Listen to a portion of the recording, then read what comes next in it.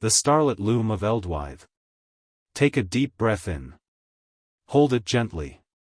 And let it flow out like a soft sigh on a quiet winter's night. Allow your eyes to soften. Feel your shoulders sink, a little lower, a little looser. Let your hands grow still. And let the quiet begin to settle in around you. You're safe here. You're warm. You're in the perfect place to rest. And now, gently, without rushing, allow your mind to wander into a world where stars shimmer like candlelight. And dreams are stitched, thread by thread, into soft, celestial cloth. Our story tonight begins high in a turret. In the ancient village of Eldwythe. It is the hour just before sleep. The world is hushed. And above a hill crowned by stone, the turret rises round and slender, like the finger of a dreaming giant. Wind whispers past its weathered windows and a single light glows from the room at the top. Inside, the stone walls are soft with age, warmed by a flickering hearth. There are no clocks here. Only the rhythm of hands, the hush of thread, and the slow turning of a loom. And sitting before it is Alira. She is the village's weaver. Not of ordinary cloth, but of something older. More delicate. She spins at night, always by moonlight. For in the world of Eldwythe, it is said that dreams live in silver threads. And only when the moon touches them with her light, can they be caught. Her loom stands in the center of the turret, wide, wooden, and ancient, polished smooth by generations. It creaks softly as Alira presses the treadles with slippered feet. A hush-hush. And another whisper of thread finds its way through. She hums as she works, a lullaby her mother once sang. And through the turret window, stars blink back at her. As if they remember the tune. Tonight, her thread is midnight blue. Spun from the fleece of mountain sheep who graze only by moonlight. Dyed with crushed indigo petals harvested at dusk. And soaked in a still pool where the stars reflect at their brightest. Alira believes, like the old ones did, that each cloth woven under starlight captures a memory not yet lived. And tonight, she is weaving the sky. The fire in the hearth murmurs quietly. Its flames stretch like yawns. Then settle into slow, glowing embers. Behind Alira, rows of folded cloths sleep on wooden shelves. Some shimmer like fish scales. Others are as soft as fog. Each one carries a story. But tonight's cloth, tonight's story, is for someone yet to come. Outside, the wind is gentle, stroking the ivy that climbs the turret's stone walls. And inside, Alira lifts a small bowl beside her loom. Inside it, starlight rests. Or, that's what they used to call it. In truth, it's fine ground mica from riverbed stones, caught and mixed with the oil of pressed moonseed.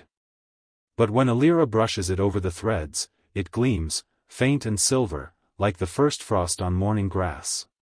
She dips her brush. And strokes gently along the warp. 1 line. 2 lines. And suddenly, a pattern emerges. It is the ancient constellation of Illyrian, the skylark. A mythical bird said to guide lost travelers through dreams. Alira breathes softly as she works. Inhale. Weave. Exhale. Stroke. Outside, the stars above Eldwythe swirl behind soft clouds. The tower sits in perfect stillness, cradled by the hills, embraced by shadow. You can almost hear the thread sliding between fingers. The sigh of a shuttle finding its home. The hush of wool against wood. And Alira whispers, almost to herself. Every thread, a whisper. Every weave, a wish. The cloth she weaves tonight is meant to be a cloak. Not for a king. Not for a knight. But for a child who has yet to be born. A baby, dreamed of by a woman who walked all the way from the riverlands to see Alira. She brought an offering, a pouch of lavender sugar, and a ring of rosemary. said that her dreams had grown too loud. And that her child, once born, would need peace. So Alira weaves peace into the threads. She weaves the soft hush of snowfall, the rustle of leaves in still woods, the slow toll of a faraway bell. And as she works, a light breeze drifts in through the window. Cool, fresh, and filled with night. It smells of wood smoke and something faintly sweet, like baked honeycomb from the baker's oven 2 streets away. Time is slow here. Not frozen. Just resting. And as you listen to the thread passing through the loom, and the fire crackling low, you might feel your own breath becoming slower. More even. More at peace. Just like Alira's. Just like the cloth. Just like the child who will one day be wrapped in it. Alira's hands move with care. Not hurried. Not slow. Just as they have always moved. Like moonlit tides coming to kiss the shore. Each thread she passes through the loom is brushed with memory. Not her own, but the memories whispered to her by the village. Memories of lullabies sung on stone steps. Of the way rain sounds against the copper roofs of Eldwythe. Of the softest wool sheared during the festival of first light. Tonight, she adds a pattern made of gentle swirls. Tiny, delicate spirals that mirror the ancient scrollwork carved into the chapel doors. Villagers once believed that those spirals could catch the wind, and carry prayers to the stars.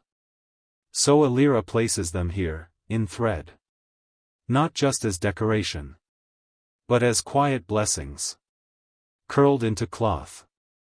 The room around her is warm. From the hearth, the scent of applewood smoke. From the shelves, the comforting smell of old wool and pressed lavender. And beyond the turret window, the stars still shimmer. Some behind clouds. Some blinking freely in the night sky. As if watching the story unfold.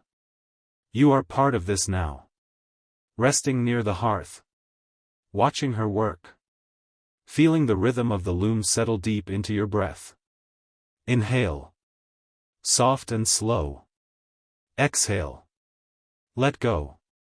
On the far wall of the turret, there hangs a tapestry. Dusty, faded, older than the oldest road. Few know its origin. But Alira does. It was made by Anselm Gray, the weaver who once lived in this very tower. 100 winters before her. He was quiet, some said. Half dreaming. Always muttering to the birds as he wove. But his tapestries.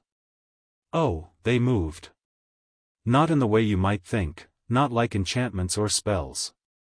But they shimmered with a softness that made people weep. It was said he wove stories that had never been told. And dreams no one dared dream. His last tapestry, this one, was never sold, never gifted. Because when people stood before it, they grew silent. Then sleepy. Then, peaceful. So Alira keeps it here. And when she grows tired, she looks at it. Just for a moment. Tonight, she glances its way. A swirling pattern of stars and feathers and one small open door. Woven into the cloth in silver thread so fine they look like mist. A door no one has ever been able to open. But perhaps it isn't meant to be opened. Perhaps it is only meant to be seen. Seen, and remembered. And so she returns to her loom. With that quiet feeling you get after hearing a very old song. One you almost remember. It's very late now. The kind of hour where the village slumbers deep. Chimneys cooled, cats curled into straw. Only the baker stirring early, perhaps. But tonight, there's a knock at the turret door. Just one. Soft. Like a memory knocking. Alira rises gently. Her robe rustles faintly as she walks across the stone floor. She opens the door to find a boy. No older than 10. Eyes full of starlight, cheeks kissed by the wind. He holds a small pouch in his hand. I had a dream, he says softly. His voice a whisper. Barely there. He doesn't explain.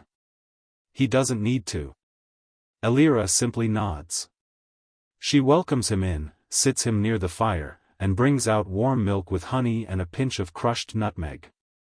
He tells her of a dream, of flying on a woven carpet of stars. Of a sky that sang. Of a loom in a tall tower that glowed with moonlight. And Elira smiles. Then you're exactly where you need to be, she says. She lets him sit beside the loom. Lets him watch. Lets him listen to the hush-hush of the shuttle. The creak of the treadles. The breath of the fire. And slowly. Softly. His head begins to tilt. His eyelids drift downward. She covers him with a woven blanket from her shelf. One stitched with night sounds and the scent of elderflower. And the boy sleeps. Peacefully. Like the story found him first. Elira turns back to her work. Only a few more rows to weave now. She dips her brush once more into the silver starlight oil. And gently draws a final thread across the cloth. A gentle arc. A crescent moon. Just above the lark. She leans back. Exhales. The cloak is complete. And it is beautiful. Not loud. Not perfect. But filled with soft things. The rustle of leaves on stone steps. The hush of snow falling through ivy.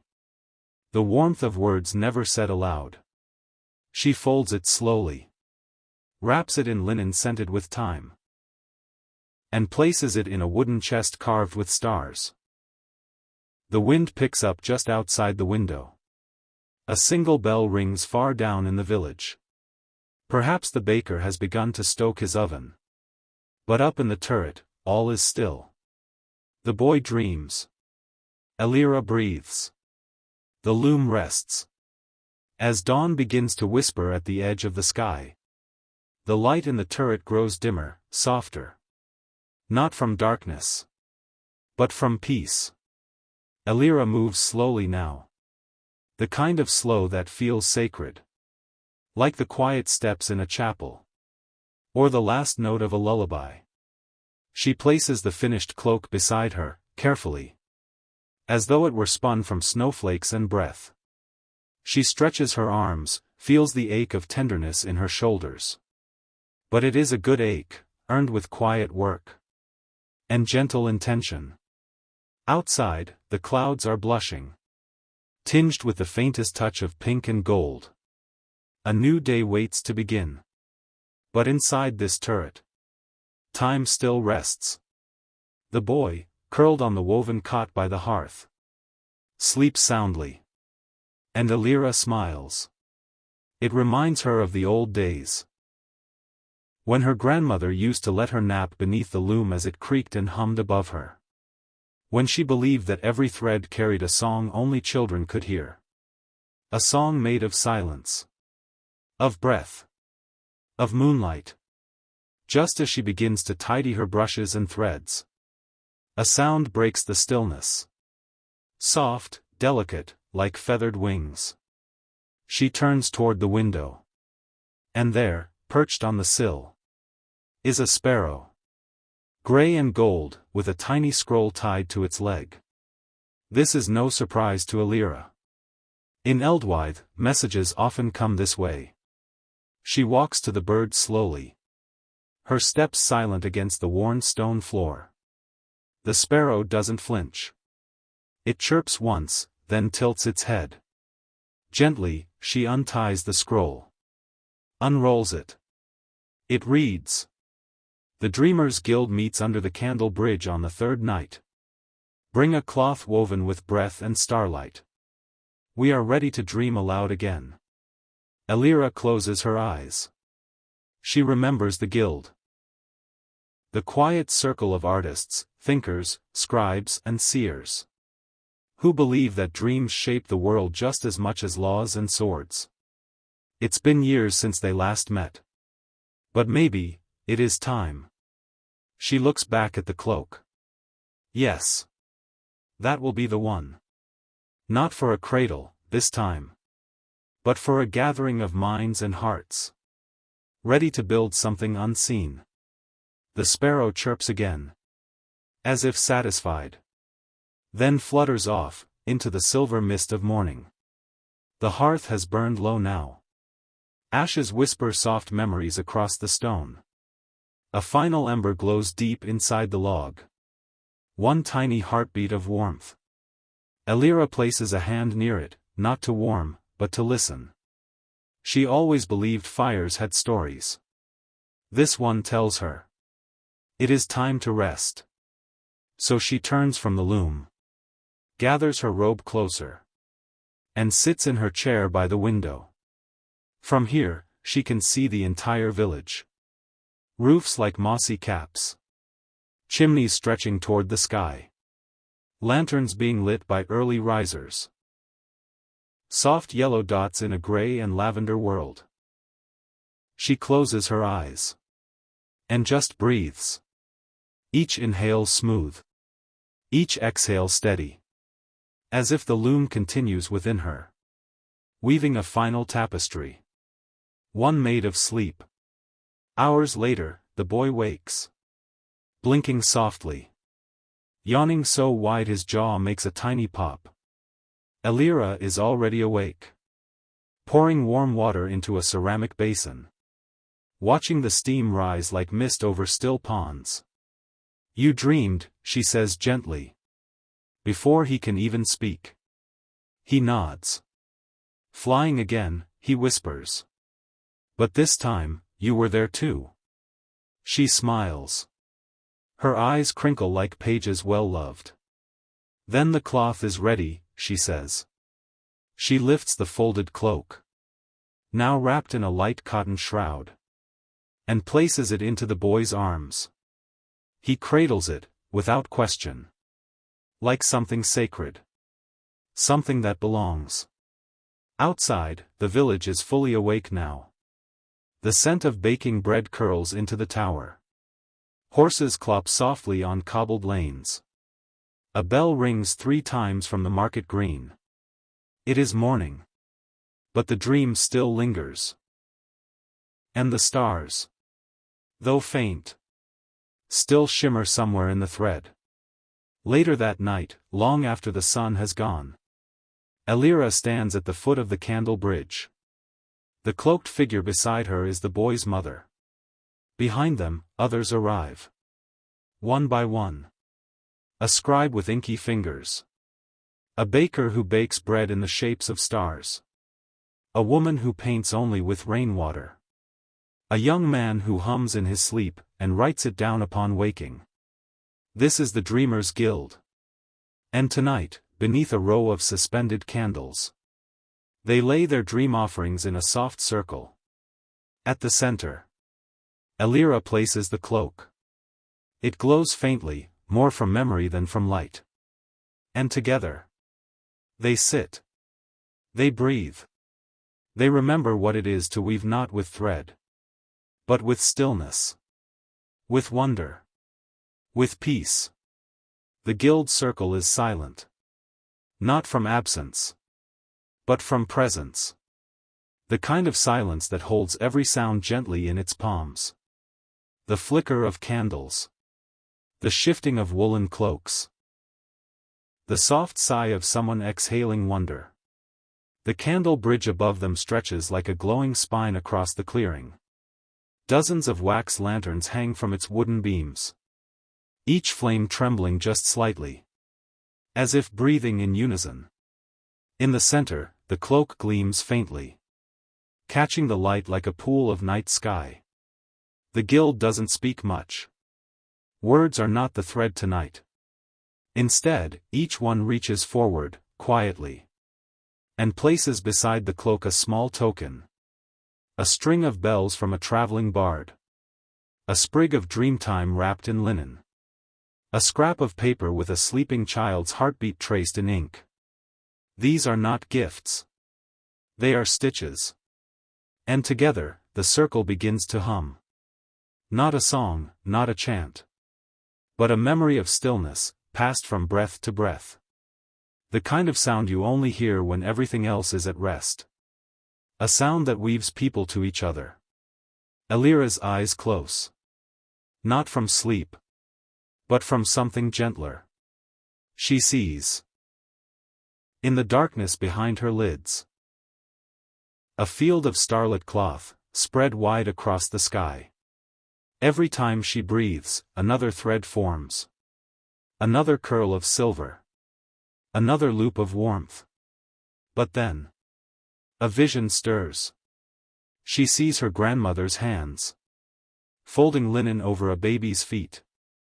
She sees the loom from her childhood, smaller, made of cherry wood.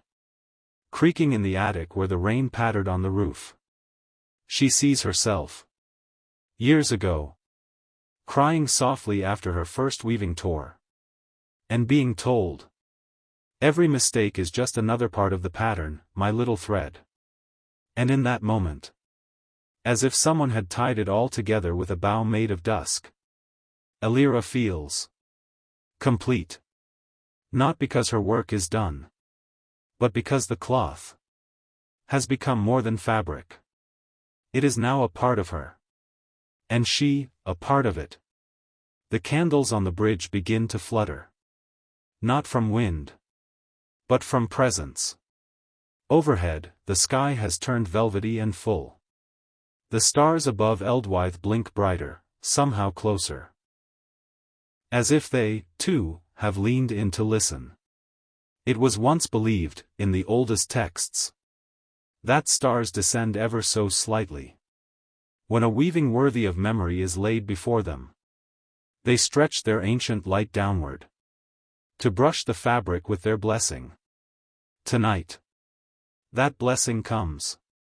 The cloak shimmers. Not wildly. Not with magic. But with a whisper of warmth that isn't from the fire. And everyone in the circle feels it. They do not speak. They do not cheer. They simply sit. And let their eyes close. Later, as midnight tips toward morning. The gathering disperses. Not hurriedly. But as gently as mist rising from the fields. One by one, they rise. They nod. They smile, those quiet, full smiles that come only from deep places. And Elira folds the cloak again. Places it into a satchel lined with cedar and wool. She will carry it back to the turret. Not to keep it. But to wait. Wait for the one who needs it. For that is how her work has always been. She does not sell. She does not display. She weaves. Then she waits. And in time. The right hands always find their way to the thread. Back in the turret, Elira lights only one candle. The loom stands quiet. Still. But not asleep. It hums faintly, beneath thought, beneath sound. A hum that only dreamers can feel. She touches its frame. Whispers her thanks. And tucks the satchel beside the hearth. The boy is gone now, his mother came just before dawn. He left her a single wildflower from the hillside. And a note, drawn in chalk. Of a cloak flying over rooftops. Elira smiled when she saw it. She always does. She slips into her chair again. Pulls the old wool blanket across her lap. And listens. To the fire. To the loom. To her breath. All in harmony. All part of the same quiet tapestry. The stars still blink beyond the turret window. But now. They seem to whisper. Rest now, weaver. You've added your thread.